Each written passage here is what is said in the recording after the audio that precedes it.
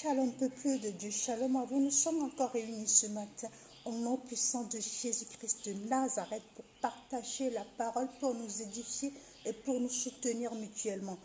Donc, bien avant de commencer, je vais remercier toutes les personnes qui sont connectées à ma page, qui sont connectées à mon compte YouTube, qui like, qui laissent des commentaires. Merci infiniment à vous, c'est encourageant. Et sachez que le Seigneur vous le rendra au centuple. Rien ne se fait au hasard. Le Seigneur vous le rendra au centuple. Amen.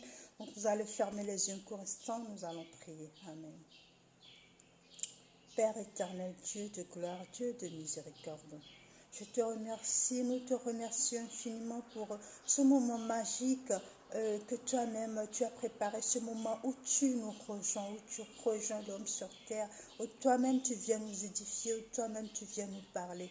Père, en ce moment, nous te prions de venir prendre place de tout dans notre au milieu de nous, de venir prendre le contrôle de tout ce que nous allons dire et faire en sorte que chaque personne qui regarde cette vidéo ait un message particulier pour lui, afin que ta grâce, afin que ta puissance, afin que ton amour puisse se diffuser dans le monde.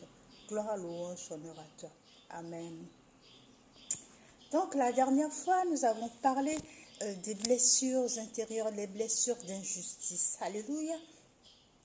Les blessures d'injustice qui attirent les blessures de rejet, l'un entraîne l'autre. Donc aujourd'hui, nous allons évoluer un tout petit peu, nous allons parler des blessures de trahison.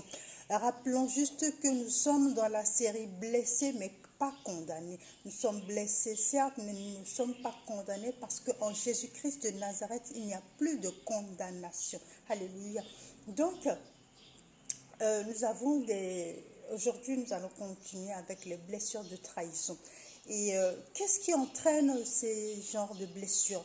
Les blessures de trahison sont entraînées par, en fait, c'est les parents du sexe opposé qui maltraitent les parents du même sexe. Alléluia. Ce sont les parents du sexe opposé, c'est-à-dire que moi, par exemple, je suis une femme, donc le parent du sexe opposé, ça va être le père, qui va maltraiter la mère. Voilà, le parent du sexe opposé qui maltraite la mère et qui maltraite le parent du même sexe. Donc si vous qui me regardez maintenant, vous êtes un homme, ce sera votre mère qui va maltraiter votre père. On est d'accord? Donc en fait, qu'est-ce qui se passe? Cela crée des dysfonctionnements au niveau de l'enfant. Rappelons juste que ces blessures commencent chez l'enfant à partir de 2 ans, c'est de l'âge de 2 ans jusqu'à 4 ans, voire plus. Et le fait est que plus l'âge avance, plus ça se creuse. Voilà, la maladie, la blessure s'infecte, on va dire ça comme ça. C'est-à-dire qu'on acquiert d'autres blessures et ça s'engraine et cela est sans fin. Donc, si nous voulons guérir assez rapidement, il faut déjà prendre conscience dès le bas âge, oui, évidemment, ou même à l'ado, il faut prendre conscience que il y a quelque chose là, il faut y remédier. Parce que ça commence à l'âge enfance de 2 à 4 ans. Donc, à l'âge adolescence, il y en a d'autres qui se rajoutent. Et à l'âge adulte, il y en a aussi d'autres qui se rajoutent. Ce qui fait que la vie d'un être humain est plein, est fait de blessures, est fait de choses qui affectent la mémoire, qui les affectent aussi. Et ça, c'est deux mots différents, deux mots distincts. Ça affecte et ça les affecte. Ce qui fait que tous les problèmes physiques que nous avons, les maux physiques, tout ce que nous souffrons dans notre corps, la plupart viennent de ces troubles. En psychologie, nous appelons ça des troubles psychosomatiques. Donc, cela vient de ces troubles qui sont en fait des blessures que nous avons enfouies en nous, qui font que nous n'arrivons pas à nous en débarrasser, qui font que nous n'arrivons pas à nous guérir, à guérir. Ce qui fait qu'à l'âge adulte, nous avons pas mal de soucis, on est souvent fatigué, on a le teint brouillé, on a des vertiges, on a pas mal de choses. C'est parce qu'on a tellement gardé de choses en nous. On rumine. La rumination, c'est très, très, très mauvais pour la santé parce que ce sont des blessures qui remontent à la surface. Tant qu'ils n'ont pas eu le temps d'être guéris, ça remonte à la surface, on se dit, mais mince, regarde quand j'avais ça, et puis des fois on le répète, soit à l'enfant, soit au conjoint, quand j'avais ça, ma mère m'a fait ça, quand j'avais ça, mon père m'a fait ça, et puis tu te rappelles, toi-même tu m'as fait, ainsi de suite. Donc libérons-nous de tout ça. Jésus-Christ, il est venu, il a pris nos péchés sur lui, il les a cloués à la croix. Donc libérons-nous, essayons de nous faire aider aussi, cela fait du bien.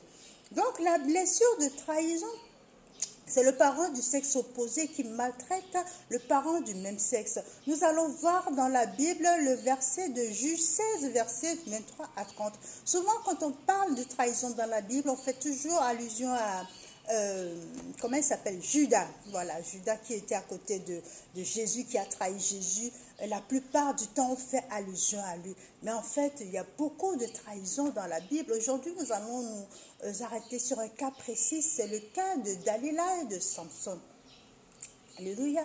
Donc, je vais juste rappeler que la plupart des gens qui trahissent ont reçu cette blessure, c'est-à-dire que ce sont des gens qui ont développé ces blessures à l'âge enfant, quand ils étaient enfants et qui ont grandi avec. Donc Dalila, par exemple, ce n'est plus un enfant. Donc Dalila, elle avait l'âge de se marier. Donc vous comprenez un petit peu le préambule que j'ai fait tout à l'heure, c'est-à-dire que c'est quelqu'un qui a grandi avec cette blessure et qui, coûte que coûte, le transmet. Pas forcément qu'il sait, pas forcément que la personne prend conscience de ce qu'il est en train de faire, mais on ne donne que ce qu'on reçoit, on ne donne que ce qu'on a. Donc, vu que ces personnes ont ces genres de blessures, ils ne peuvent que donner que des blessures comme ça. Donc, Dalila a trahi Samson. Et si vous remarquez bien, je vous laisse lire l'histoire de Dalila et de Samson. Dalila s'est rapprochée de Samson, elle est rentrée dans son intimité pour pouvoir soutirer les choses de sa bouche et pouvoir le vendre et pouvoir il voulait savoir le secret de sa force et elle l'a vendu à d'autres personnes et ça lui a porté préjudice. Quand nous voyons l'histoire de Judas, Judas c'était pareil, Judas s'est rapproché de Jésus, il a étudié Jésus du début jusqu'à la fin, et c'est pour ça, par la suite, il l'a vendu. Donc, au fond de l'histoire de trahison, il y a toujours un gain quelque part. Celui qui vend, celui qui trahit a toujours un gain, il est toujours à la quête d'un gain quelque part. Je vais gagner ci, je vais gagner ça. Soit c'est l'argent, soit c'est l'estime des autres envers cette personne, soit c'est quoi? C'est la confiance des autres. Il y a toujours quelque chose à gagner. Mais le fait est que celui qui trahit, la personne qui trahit, cette personne n'est jamais très loin. Alléluia. La personne qui trahit, c'est toujours cette personne qui est à côté, cette personne à qui on a confiance, cette personne à qui on se confie, cette personne qui partage notre intimité, tout simplement. C'est cette personne à qui on va donner nos plus grands secrets, les secrets les plus enfuis en nous qu'on n'a jamais osé dire, soit à nos parents, soit à ceux qui nous entourent, voilà. Et là, on va appeler ces personnes les meilleurs amis, voilà. Soit les meilleurs amis, soit les confidents, soit ce sont des gens qui ont un rang élevé, qui ont une certaine notoriété. Voilà, je vais notamment dire les hommes de Dieu ou alors les femmes de Dieu. Ce sont des gens qui sont hautement placés. La plupart du temps, ils sont proches de nous, voilà. Ils sont proches de nous, un peu comme Dalila et Samson, un peu comme Judas et Jésus. Donc ce sont des gens qui sont très proches de nous et en fait, plus ils sont proches de nous, plus ils rentrent dans notre intimité, plus nous on se confie, plus on se lâche, plus on leur dit ce qu'il y a sur ce que nous avons sur le cœur. Et c'est là que ces personnes, ils nous trahissent. Alléluia. Donc, nous allons voir quelques versets bibliques. Nous allons voir quelques versets bibliques. Nous allons commencer par le psaume 53. Le psaume, le psaume 55. Psaume 55, versets 12 à 15. Alléluia. Je lis la parole du Seigneur. Au milieu d'elle, il n'y a que la ruine. La fraude et la ruse ne quittent pas ses places. Car ce n'est pas un ennemi qui me déshonore, je le supporterai. Ce n'est pas celui qui me hait qui s'élève contre moi, je me cacherai de lui. C'est toi, un homme comme moi, mon confident, toi que je connais bien. Ensemble, nous vivions dans une douce intimité. Nous allons avec la foule à la maison de Dieu. Que la mort les surprenne. Alléluia. Donc, vous voyez bien que ici, le psalmiste David, il parle de quelqu'un de particulier, de quelqu'un qui est vraiment très proche de lui, de ce quelqu'un-là que nous avons l'habitude d'appeler notamment ma meilleure amie ou mon meilleur ami, mon confident, mon bras droit, mon ci, mon ça. On leur donne des prénoms, des petits sobriquets. Et ce sont ces personnes qui sont attachées à nous, qui nous dévorent. Voilà, on va dire ça comme ça. Et qui nous trahissent. Et c'est ça, et c'est ce qui fait que la blessure de trahison est la plus... la blessure de trahison est celle-là qui fait beaucoup plus mal parce qu'on ne s'attend pas à ce que cette personne nous trahisse, on ne s'attend pas à ce que cette personne diffuse nos secrets. Parce que quand on se confie, on se dit, bon, cette personne, quel que soit ce qui arrive, elle va garder mon secret, voilà. Mais force est de constater que c'est la personne-là qui va diffuser le secret. Et c'est ça qui fait beaucoup plus mal. C'est pour ça que quand on a ces blessures de trahison, on a beaucoup du mal à s'en débarrasser parce qu'on tombe des nues, parce qu'on ne se confie pas à n'importe qui, on ne se confie pas à un étranger, mais on se confie à celui-là qui est proche de nous. Nous allons continuer avec le verset de Proverbe 25. Proverbe 25, verset 9 à 10. Je lis la parole du Seigneur. Plaide la cause contre ton prochain, mais ne révèle pas le secret confondu. Non, pardon. Plaide la cause de ton prochain, mais ne révèle pas le secret d'un autre, de peur qu'en l'apprenant, il ne t'insulte et que ta médisance ne puisse être rattrapée. Alléluia. De peur qu'en l'apprenant, il ne t'insulte et que ta médisance ne puisse être rattrapée. Bien-aimé, aujourd'hui, je vais annoncer à quelqu'un, quel que soit ce que tu endures, quelle que soit cette personne qui raconte des ignominités derrière toi, quelle que soit cette personne qui te salit derrière, quelle que soit cette personne qui a décidé de te pourrir la vie, quelle que soit cette personne qui veut se venger de toi pour N ou X raison, sachant que Jésus-Christ de Nazareth est là. Et un passage dans la Bible que j'aime bien, que j'adore, que je vais vous donner, c'est Colossiens 2, verset 15. Laisse-moi te dire que ce verset n'est pas fait uniquement pour les ennemis, mais c'est aussi fait pour des personnes qui ont un esprit derrière, qui sont là juste pour pourrir la vie, sachant que ces personnes n'agissent pas seules. Alléluia. La personne qui est là pour te trahir, pour te pourrir la vie, pour raconter des ragots derrière toi, pour te faire rabaisser à chaque fois, sache que cette personne est remplie de blessures. Et le problème des blessures, qu'à force que ça s'éternise, il y a un gouffre qui s'ouvre et il y a une porte ouverte qui s'ouvre et le malin prend plaisir à utiliser ces personnes. Donc ce sont des personnes qui sont drôlement utilisées par le malin. Donc la personne, non seulement elle va venir te trahir, mais elle va venir t'empoignarder le dos, il va venir te faire des grâces, les pires grâces que toi-même tu n'imagines pas. Alléluia.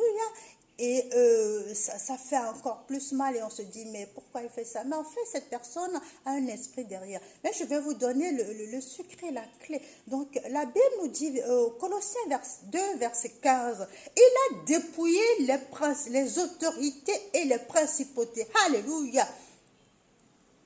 Je répète, la Bible nous dit, il a dépouillé les autorités et les principautés.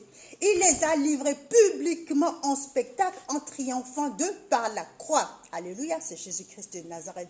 Donc, à partir de cet instant, toi qui m'écoutes et qui as cette blessure, qui est persécuté, qui est trahi, qui est rejeté, et que le malheur prend malheur plaisir à utiliser ton meilleur ami, l'homme de Dieu ou la femme de Dieu, ou ta mère ou ton frère, ou la personne de qui tu es proche, ou même ton mari ou ta femme, pour te rabaisser, pour te trahir, pour te faire du mal, pour te causer du tort. Je déclare en ce moment, aujourd'hui même, là où tu m'écoutes, que l'esprit qui habite cette personne a été dépouillé. Alléluia. L'esprit a été dépouillé et livré publiquement. Je déclare sur ta vie que cet esprit soit livré publiquement en spectacle, afin qu'il sache que celui qui t'a envoyé sur la terre, c'est Jesus Christ, c'est Jésus-Christ de Nazareth. Reçois-le par la foi. Alléluia. Donc, ce que nous avons à faire quand nous recevons ces blessures de trahison, quand nous vivons, quand nous côtoyons avec des gens comme ça, ce n'est pas de les incriminer, ce n'est pas de les accuser, ce n'est surtout pas de faire pareil comme eux, car la Bible nous dit de pardonner. Alléluia. La Bible nous dit de pardonner 7 fois 77, donc pléthore de fois, on ne peut même pas compter, on ne peut même pas nombrer. Donc cela veut dire que même si tu reçois quelqu'un comme ça, la plupart du temps, ce n'est pas juste une seule personne. Alléluia. Une trahison entraîne une autre trahison. Donc, il y a un qui va dire, mais t'as vu, mais ta. Donc ça fait un groupe de personnes qui ragotent et qui radotent, n'est-ce pas? Et ce sont des personnes qui vont te persécuter. Donc, ça ne va pas être que ta meilleure amie. Ça va être la meilleure amie de ton meilleur ami. Donc, ça part d'une personne et ça se transforme en groupuscule de personnes. Donc, ce que toi, tu sais, ce que toi, tu vas faire, c'est que tu as le Christ en toi. Donc, la première des choses, c'est pardonner. Alléluia. Tu pardonnes et tu passes à autre chose. Ne t'attarde pas là-dessus. Tu pardonnes et tu passes à autre chose. Mais non, toi qui as ce genre de blessure et qui sais que quand la personne qui t'a confié quelque chose, quand il t'a fait quelque chose de mal, tu as envie de dire, de raconter ses secrets pour lui faire mal à son tour, rentre dans ta chambre, appelle-le devant le trône de grâce, dis à ton Dieu devant le trône de grâce, tiens, cette personne m'a fait quelque chose, Père éternel, apaise-moi, donne-moi ton amour, donne-moi ton pardon, afin que moi je puisse le pardonner, le libérer dans son cœur. Alléluia. Il y a beaucoup qui ont du mal à avancer en ce moment, il y a beaucoup qui ont du mal à rentrer dans leur destinée parce qu'ils ont été prisonniers dans le cœur de quelqu'un d'autre et eux-mêmes ont prisonnier beaucoup de personnes dans leur cœur. À partir de cet instant où je parle, je déclare que tu libères quelqu'un dans ton cœur au nom puissant de Jésus-Christ de Nazareth. Et paradoxalement, je déclare en ce moment même que quelqu'un te libère dans son cœur au nom puissant de Jésus-Christ de Nazareth. Là où je parle maintenant, la gloire de Dieu descend sur quelqu'un et libère son cœur afin que l'amour divin puisse le remplir, qu'il puisse le transmettre. Alléluia. Alléluia. Dieu est merveilleux. Donc, bien-aimé, ne te fais pas de soucis. Le problème est que quand tu accuses quelqu'un, voilà, je vais juste vous faire le geste. Quand tu fais comme ça et que tu montres quelqu'un du doigt, qu'est-ce qui se passe? Les trois doigts se retournent vers toi, ce qui veut dire que quand tu accuses quelqu'un à tort injustement, c'est que toi-même tu es accusé triplement. Alléluia, toi-même tu es accusé triplement. Donc, ce qui devrait vous réconforter, j'espère que ça vous réconforte, c'est que cette personne qui vous trahit, lui-même, il est trahi, il est trahi triplement. et ainsi de suite. Donc c'est un cercle, c'est pour ça, en fin de compte, il se retrouve un groupuscule qui persécute. Donc, n'aie pas peur, Jésus-Christ est venu pour racheter nos fautes. Jésus-Christ est venu pour clouer nos péchés sur la croix. Je vais répéter ce verset parce que j'aime beaucoup. Si tu as un crayon, un stylo quelque part, note ce verset et prends-le, répète-le, médite-le profondément. Dieu te révélera le secret de ce verset.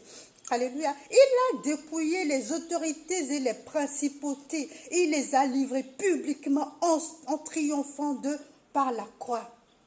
Alléluia. Il les a livrés. Il y a d'autres Bibles qui disent il les a livrés publiquement en spectacle. Alléluia. Non seulement il les a dépouillés, mais il les a livrés en spectacle publiquement. Cela veut dire que ce n'est pas au fond de la chambre, là où vous avez dit le secret, qu'ils vont être livrés. Mais c'est dehors, en public, quand il y aura beaucoup de monde. C'est là que l'Esprit Saint va les dépouiller publiquement en spectacle. Et tout le monde saura que toi, tu as un Dieu, que Jéhovah Zabot, il existe. Alléluia. Ferme les yeux, court restant, nous allons prier.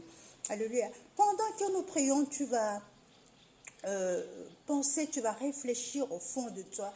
Tu vas penser à cette personne qui t'a trahi et qui te fait mal et à qui tu as du mal à pardonner. Tu vas penser fortement à cette personne. Nous allons faire une prière d'accord. Donc, tu vas tenir la main de cette personne et tu vas pouvoir lui pardonner. Tu vas pouvoir libérer cette personne dans son cœur. Et paradoxalement, la personne que toi, tu as gardée dans ton cœur parce qu'il t'a dit des choses et que tu l'as trahi et que cette personne a des rancunes envers toi, mais dans toi aussi tu vas libérer ce genre de personnes dans ton cœur afin que l'Esprit Saint puisse circuler et faire le travail qu'il faut. Alléluia. Parce que si tu laisses perdurer, ces blessures vont entraîner d'autres blessures et cela est sans fin. Alléluia. Mon âme te bénit. Mon âme te bénit. Mon âme te bénit. Car je sais que tu es là. Mon âme te bénit. Mon âme te bénit. Mon âme te bénit. Car je sais que tu es là.